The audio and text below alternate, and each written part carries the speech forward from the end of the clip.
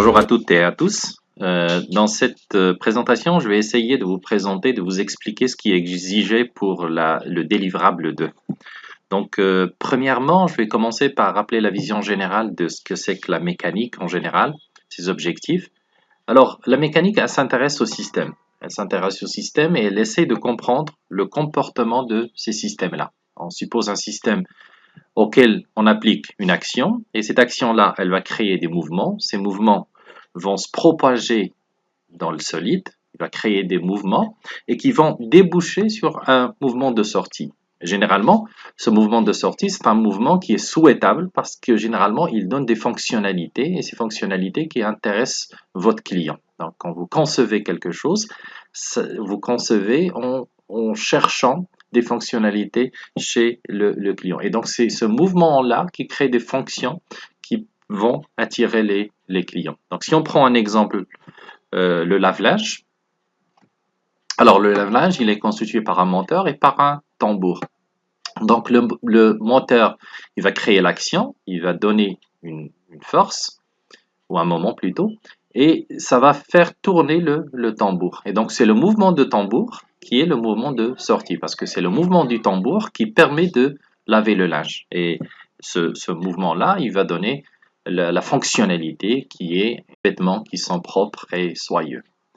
Alors, donc en général, ce qu'on essaye de chercher, c'est d'établir une relation entre le mouvement de sortie qui est souhaitable et l'action qu'on applique sur le système. Bien entendu, vous pouvez comprendre que cette relation-là va dépendre de votre système, de quoi il est constitué. C'est quoi la distribution de masse, c'est quoi la morphologie, c'est quoi la configuration en général. Et donc, on va prendre des paramètres qu'on va nommer alpha. Et ces paramètres alpha, ce qu'ils vont faire, c'est qu'ils vont caractériser la configuration de votre système. Et l'objectif, bien entendu, c'est de relier le mouvement de sortie à l'action. Et aussi en fonction de ces paramètres de votre système.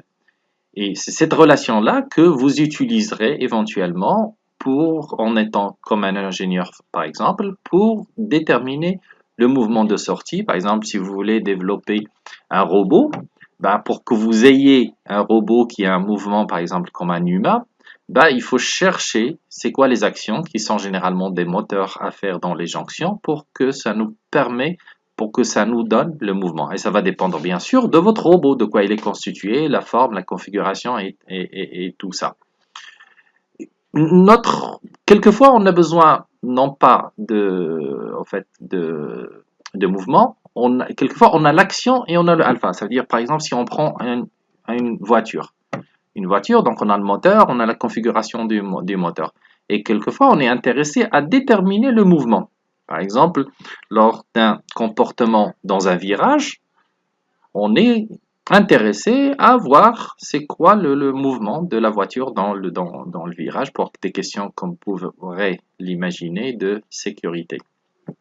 Et donc, votre travail à vous, en tant que futur ingénieur, ça va être de jouer, par exemple, sur l'action et sur la forme de votre système, sur l'action de votre système, pour déterminer un mouvement qui est souhaitable et qui va vous donner des fonctionnalités. Et ce travail-là, c'est un travail d'optimisation. Donc, il vous permet de jouer sur les paramètres de votre système, sur les actions possibles, généralement d'un moteur, pour que ça donne le mouvement que vous souhaiterez.